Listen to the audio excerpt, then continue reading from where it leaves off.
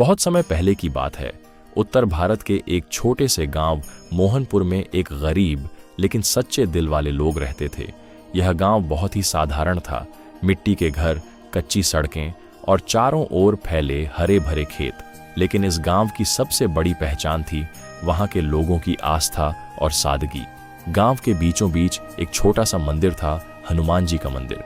हर सुबह वहां घंटियों की आवाज गूंजती थी और हर शाम दीपकों की रोशनी से पूरा मंदिर जगमगा उठता था। उसी गांव में रहते थे दो युवा, महेश और उसकी पत्नी रागिनी। महेश एक मेहनती किसान था, लेकिन किस्मत हमेशा उसका साथ नहीं देती थी। कभी बारिश ज्यादा हो जाती तो कभी बिल्कुल नहीं होती। फसलें अक्सर खराब हो जाती और घर में गरीबी का अंधेरा छाया रहता। रागिनी बहुत ही सरल और संस्कारी लड़की थी। वह हर परिस्थिति में अपने पति का साथ देती थी। लेकिन इन सब के बीच एक चीज थी जो कभी नहीं बदली, उनकी हनुमान जी के प्रति अटूट भक्ति। महेश हर सुबह सूरज निकलने से पहले उठता था। वह नदी में स्नान करता, फिर सीधे हनुमान जी के मंदिर जाता। मंदिर पहुंचकर वह सबसे पहले झाड़ू लगाता, फिर दीपक जलाता और फोल्डेड हैंड्स के साथ खड़ा हो जाता। उसकी आंखों में सच्चा प्रेम दिखाई देता था। वह धीरे धीरे कहता, प्रभु, मेरे पास देने के लिए कुछ नहीं है, बस आपकी भक्ति ही है। रागिनी भी हर मंगलवार व्रत रखती थी। वह पूरे दिन भूखी रहती और शाम को मंदिर जाकर प्रसाद चढ़ाती। गांव के लोग कहते थे, इतनी भक्ति करने से क्या होगा, भगवान ने कभी तुम्हारी मदद की है। लेकिन महेश मुस्कुराकर कहता, भगवान देर करते हैं लेकिन अंधेर नहीं। एक साल गांव में भयंकर सूखा पड़ गया। बारिश बिल्कुल नहीं हुई, खेत सूख गए, फसलें बर्बाद हो गईं। गांव के लोग एक एक दाने के लिए तरसने लगे। महेश के घर में भी अब खाने के लिए कुछ नहीं बचा था।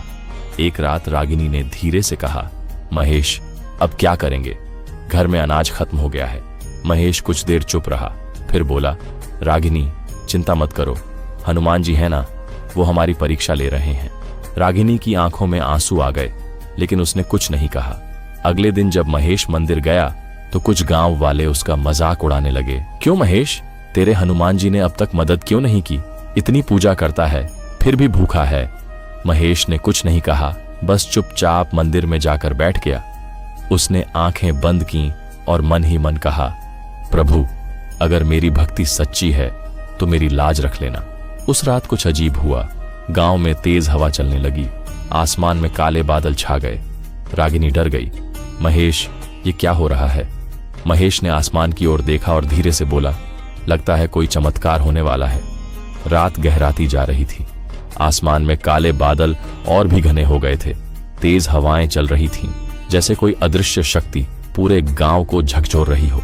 बिजली की चमक से पूरा मोहनपुर बार बार रोशन हो रहा था। रागिनी घबराकर महेश के पास आ गई। महेश, मुझे बहुत डर लग रहा है, ऐसा तूफान मैंने पहले कभी नहीं देखा। महेश ने उसका हाथ पकड़कर शांत स्वर में कहा, डर मत रागिनी, जब भगवान साथ होते हैं तो तूफान भी कुछ नहीं बिगाड़ सकता। लेकिन सच्चाई यह थी कि महेश के दिल में भी डर था, फिर भी उसने अपने विश्वास को टूटने नहीं दिया। अचानक धड़ाम, उनके घर के बाहर कुछ जोर से गिरने की आवाज आई। रागिनी चौंक गई। ये क्या था? महेश ने दरवाजे की ओर देखा, कुछ पल रुका और फिर धीरे धीरे दरवाजा खोला। जैसे ही दरवाजा खुला, तेज हवा अंदर घुस आई। दरवाजे के बाहर एक बूढ़ा आदमी खड़ा था। उसके कपड़े भीगे हुए थे, चेहरे पर थकान थी और आंखों में एक अजीब सी चमक। वह कांपते हुए बोला, बेटा, क्या मैं रात भर यहां ठहर सकता हूं?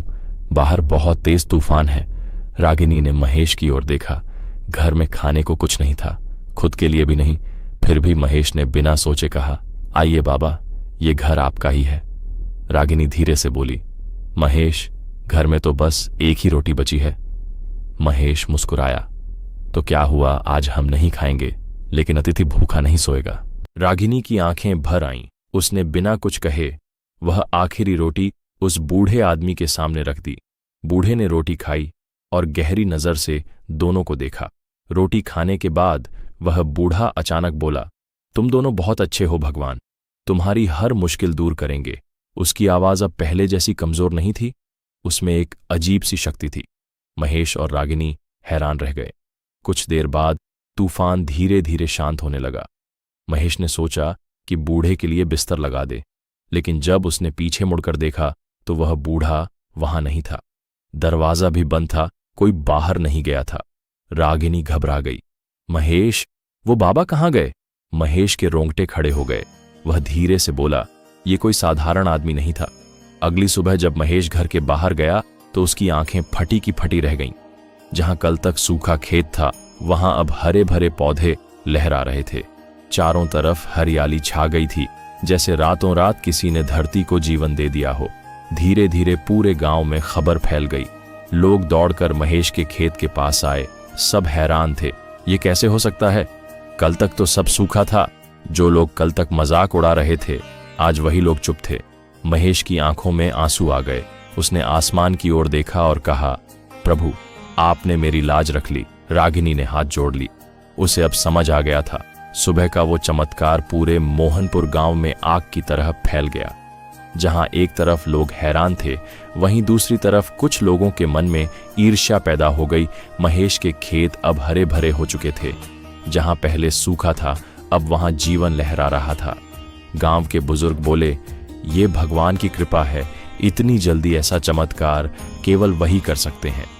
लेकिन कुछ लोग आपस में फुसफुसाने लगे, जरूर कोई जादू टोना किया है। इतनी जल्दी फसल कैसे उग सकती है?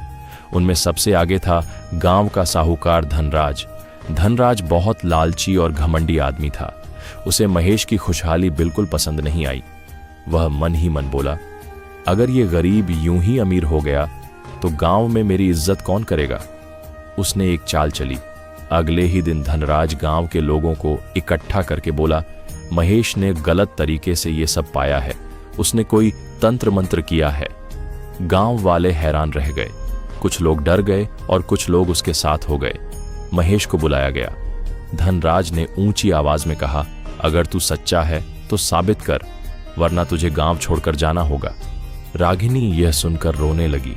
हमने कुछ गलत नहीं किया, हमने सिर्फ भगवान पर विश्वास किया है। महेश शांत था, लेकिन उसकी आंखों में दर्द साफ दिखाई दे रहा था। महेश सीधे हनुमान जी के मंदिर गया।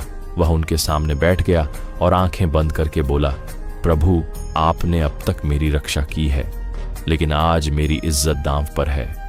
अगर मैं गलत हूं तो मुझे सजा दीजिए, लेकिन अगर मैं सच्चा हूं तो मेरी लाज फिर से बचा लीजिए।